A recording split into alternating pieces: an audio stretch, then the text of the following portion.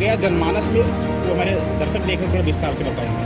ये अप्रैल का महीना है और अप्रैल के महीने में राष्ट्रपिता ज्योतिराव फूले, छत्रपति शिवाजी महाराज, बाबा साहब डॉक्टर अंबेडकर, सम्राट अशोक जैसे कई महापुरुषों की जयंती हम लोग मनाने का काम करते हैं।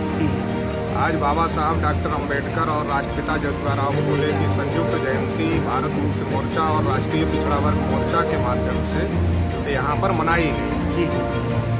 और वो मनाने के पीछे का मकसद ये है कि जो महापुरुषों का कारवां है, जो महापुरुषों का बताया गया रास्ता है, उस रास्ते पर समाज को आगे बढ़ने के लिए प्रेरित किया जाए। तो इसके लिए समाज में SC, ST, OBC और माइनॉरिटी के लोगों को एक साथ मिलकर महापुरुषों के रास्ते पर आगे बढ़ें और जो महापुरुषों का सपना था उस सपनों को साकार करने का काम करें। इसके लिए आज ये कार्यक्रम आयोजित किया।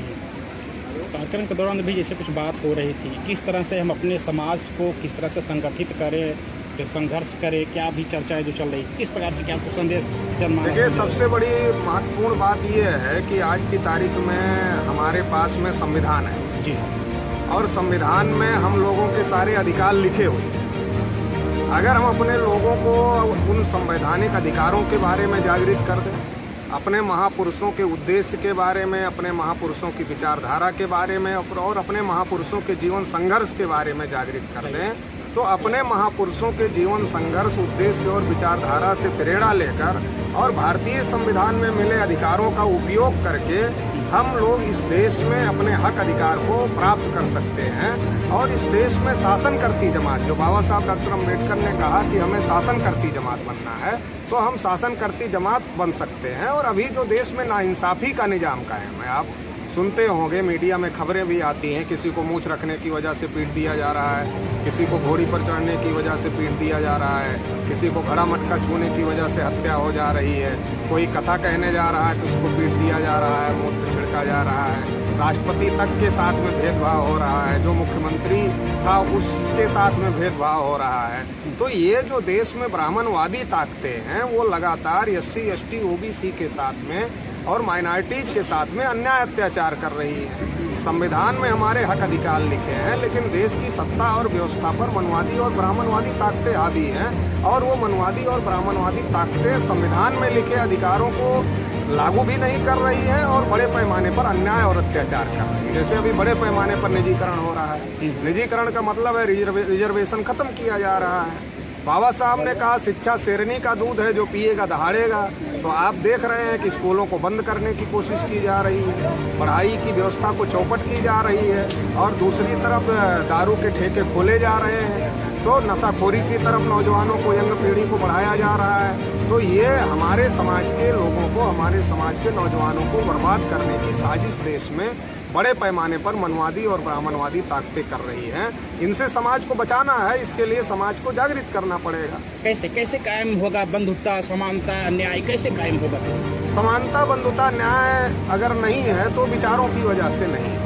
मनवादी और ब्राह्मणवादी विचार जब हमारे लोगों में है, SC, ST, OBC के दिमाग में, तो इसकी वजह से ये नहीं है। अगर मनवादी विचारधारा निकल जाए और हमारे महापुरुषों की विचारधारा हमारे लोगों के दिमाग में आ जाए, तो इससे वो आचरण में आ जाएगी। आचरण में आ जाएगी तो हमारे आपस में समता, स्वतंत्रता, बंधुता, न्याय पहले हम स्थापित करेंगे और ये सब मिलकर देश की सत्ता और व्यवस्था जब नियंत्रण में लेंगे तो पूरे देश में समता, स्वतंत्रता, बंधुता और न्याय स्थापित करने का काम करेंगे। सर, 15 और 85 की यदि बात करते हैं तो 15 बहुसंख्यक है, 85 बहुसंख्यक है और इतना बहुसंख्यक होने के कारण फिर भी 15 पर संदेह और डर क्यों?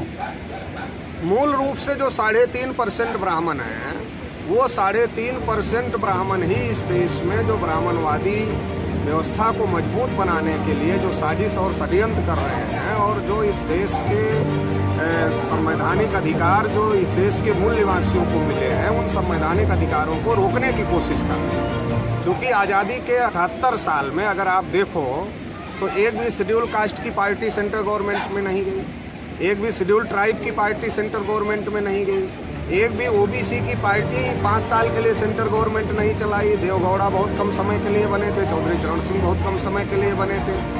एक भी माइनॉरिटी की पार्टी भी सेंट्रल गवर्नमेंट नहीं चलाई। एक भी क्षत्रिय राजपूत की पार्टी भी सेंट्रल गवर्नमेंट नहीं चलाई।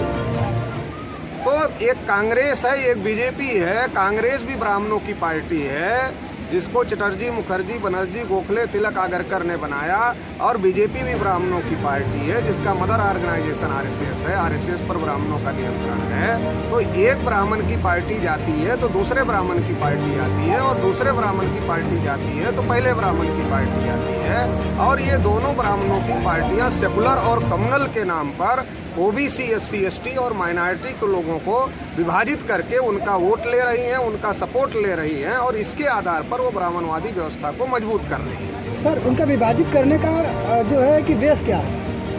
हमारे समाज के लोगों में वैचारिक चेतना ना होना ये सबसे बड़ा कारण है। अगर हमारे समाज के लोग वैचारिक रूप से जागृत हो जाएं तो ये हमारे लोगों को विभाजित नहीं कर सकती हैं। वैचारिक चेतना ही पैदा करने के लिए हम लोग इस प्रकार का सम्मेलन, इस प्रकार का कार्यक्रम कर रहे हैं, और गांव-गांव में इस प्रकार का चौपाल लगाकर लोगों को महापुरुषों के मिशन के बारे में, आंदोलन के बारे में, विचारधारा के बारे में जागृत किया जाए तो ये मामला रोका जा सकता है। सर, जैसे अभी आपने ब्राह्मणों की बात की, कहीं न कहीं हम लोग जो है अपने महापुरुषों की विचारधारा को मानने के लिए कार्यक्रम लगाते हैं, लेकिन जो ये कार्यक्रम चलता है इसी के तौर पे सुन करके, और हमारे ही समाज के लोग जातवादियों को, कोई चमार है, कोई यादव है, कहीं वो है, तो उनके कुल्हड़ में पानी उनको दो, गिलास में पानी दो, ये किस तरीके से सुधार आएगा? देखिए, ये जो ब्राह्मणवादी व्यवस्था है ये केवल ब्राह्मणों तक सीमित नहीं है। ये जो ब्राह्मणवादी सोच है ये देश में एससी, एसटी, ओबीसी के दिमाग में भरी गई है। इसलिए मैं ये कहता हूँ कि हमारा आदमी मानसिक तौर पे गुलाम है। ये ब्राह्मणवादी व्यवस्था एक सोच के तहत चल रही है। वो सोच केवल ब्राह्मणों के अंदर नहीं है, ओबीसी के अंदर भी है, एससी के अंदर भी है, एसटी के अंदर भी है। वो सोच नीचे लेवल तक फैलाई गई है।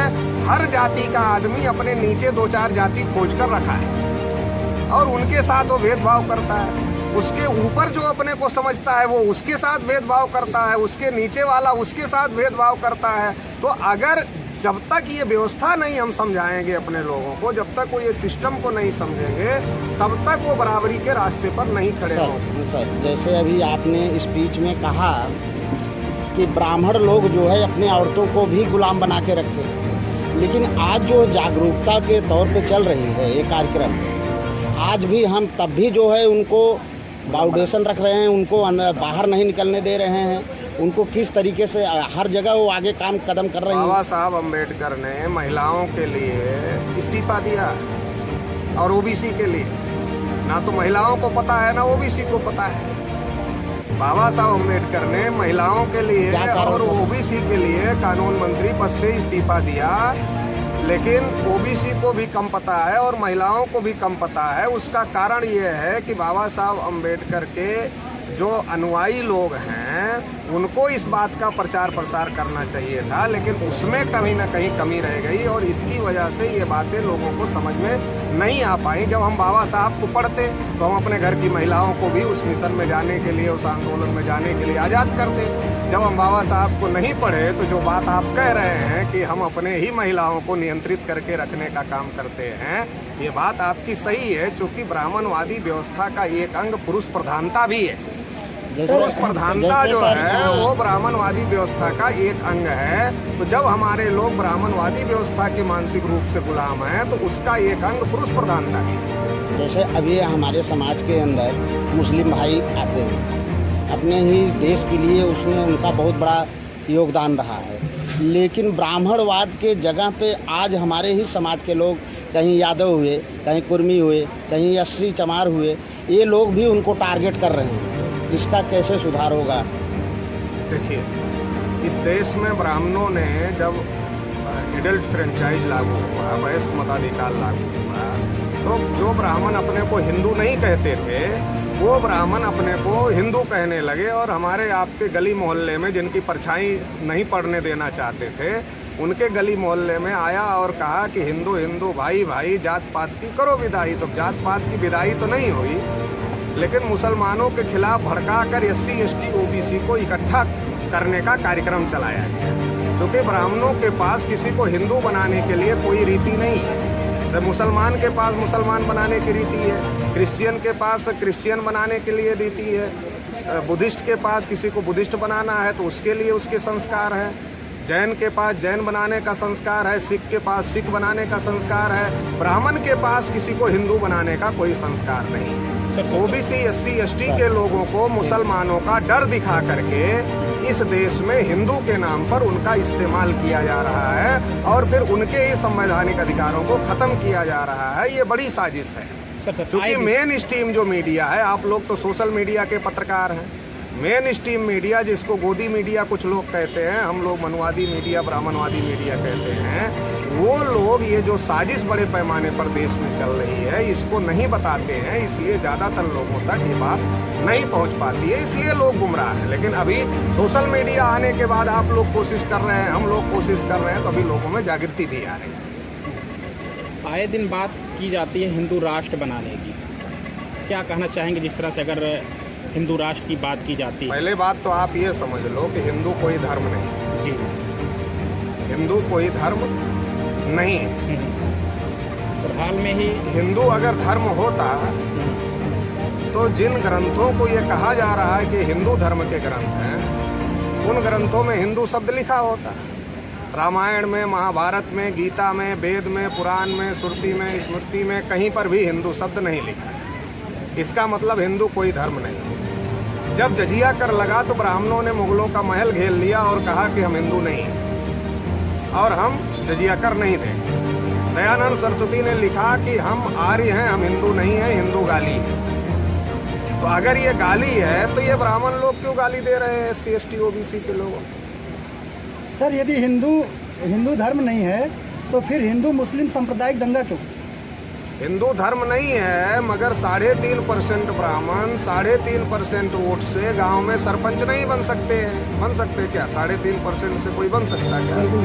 जो गांव में प्रधान नहीं बना सकते हैं वो प्रधानमंत्री बना रहे हैं। कैसे बना रहे हैं? वो SC ST OBC को हिंदू के नाम पर गुमराह कर रहे हैं। जब वो सांप्रदायिक वातावरण, देखो, समझाकर हिंदू नहीं बना सकते। अगर मान लो SC को कहें अछूत बनाए, OBC को कहें शूद्र बनाएंगे तो बनेगा? नहीं बन सकता। समझाकर नहीं बना सकते। जब समझाकर नहीं बना सकते तो कैसे बना सकते हैं? जब हिंदू मुसलमान की लड़ाई होती है तो दो ही होता है, या तो हिंदू होता है या तो मुसलमान होता है। जब हिंदू, मान लो हिंदू मुसलमान का झगड़ा हो गया, तो क्या हो गया? मुसलमान हो गया, बाकी अपने आप ही हिंदू हो गए। तो जो बाकी अपने आप हिंदू हो गए उनका नेता ब्राह्मण हो गया और वो बहुसंख्यक हो गया। वो बहुसंख्यक हो करके वोट का सपोर्ट लेकर के राज करने के लिए सर, जैसे हम शिक्षा पे आते हैं और जो हिंदू राष्ट्र बनाने की बात कर रहे हैं, जो हिंदू राष्ट्र बनाने की बात कर रहे हैं, तो क्या OBC को 3रे दर्जे का नागरिक बनना है? SC को 4थे दर्जे का नागरिक बनना है? ST को 5वें दर्जे का नागरिक क्या है बनना है? 4थे, 5वें, 6ठे दर्जे का नागरिक बनना है? देखो, भारत का संविधान क्या कहता है? भारत के सभी नागरिक बराबर हैं। जाति के नाम पर, धर्म के नाम पर, भाषा के नाम पर, क्षेत्र के नाम पर किसी के साथ कोई भेदभाव नहीं होगा। सभी नागरिक पहले दर्जे के नागरिक हैं, सभी बराबर हैं। अब मान लो आप कह रहे हो हिंदू राष्ट्र बनाए, तो हिंदू एक तो कोई धर्म नहीं है, हिंदू कोई कॉन्सेप्ट नहीं है। ब्राह्मणों द्वारा हिंदू प्रचार किया जा रहा है। वास्तविकता ये है ब्राह्मणों का वर्चस्व स्थापित करना है। सर आप तो वर्चस्व स्थापित होगा तो क्या होगा?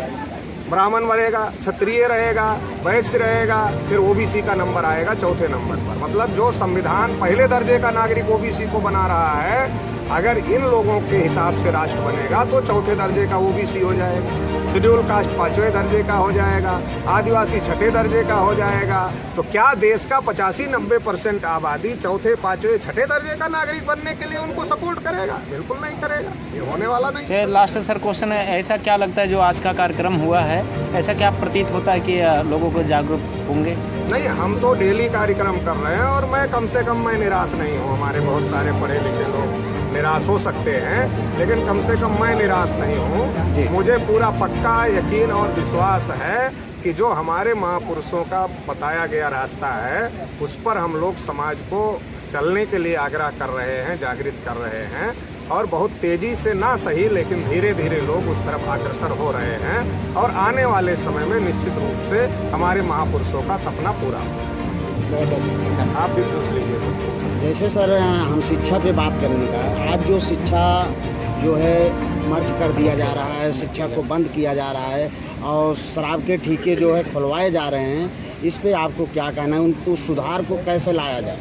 नहीं, ये साजिश है, ये ब्राह्मणवादी साजिश है। आदमी पढ़ेगा तो नौकरी मांगेगा, रोजगार मांगेगा। मान लो गांव में कोई वोट मांगने आया, पढ़ा लिखा आदमी क्या पूछेगा? अरे तुम्हारी पार्टी तो संविधान खत्म करने की बात कर रही है, आरक्षण खत्म करने की बात कर रही है, निजीकरण कर रही है, आरक्षण खत्म हो रहा है, तुम्हारी पार्टी को वोट नहीं देंगे। पढ़ा लिखा आदमी ये कहेगा। और जिसको पिला दिया वो पीने वाला क्या कहेगा? कुछ है व्यवस्था? पीने वाला क्या बोलता है? कुछ व्यवस्था है? कुछ लाए हो कि नहीं लाए हो? अगर कुछ लाए हो तो दे के जाओ। अभी जैसे पंचायत चुनाव पता नहीं कब होगा, लेकिन गांव में माहौल शुरू हो गया है तो लोग पूछते हैं कुछ लाए हो। तो जो प्रधान के कैंडिडेट हैं वो बेचारे अभी से लगे हुए हैं। अब पता नहीं वोट किसको मिलेगा, हो सकता है जो आखिरी में पिला ले जाए, हो सकता है उसको मिलेगा। तो ये चाहते हैं कि जो संवैधानिक अधिकार है इसके बारे में लोग ना लड़े, इन लोगों को नशाखोर बनाया जाए, इनकी आने वाली पीढ़ियों को बर्बाद किया जाए। इसलिए स्कूल बंद करने का कार्यक्रम और दारू के कंपोजिट ठेके खुलवाने के कार्यक्रम जारी है। जाते जाते इस कार्यक्रम को लेकर के समाज को क्या संदेश देना चाहिए? समाज को ये संदेश देना है कि अगर हमको इस व्यवस्था से लड़ना है तो इस व्यवस्था के जो पीड़ित लोग हैं, पीड़ित शेड्यूल कास्ट है, शेड्यूल ट्राइब है, ओबीसी है, माइनॉरिटी है, उन लोगों को एकजुट होकर के एक साथ आकर के लड़ना होगा। अलग अलग लड़ेंगे तो अलग अलग पिटाई सबकी हो रही है, आगे भी होती रहेगी। हमारे महापुरुषों ने संदेश दिया एक साथ मिलकर लड़ने का, तो एक साथ मिलकर लड़ना होगा। धन्यवाद सर। धन्यवाद।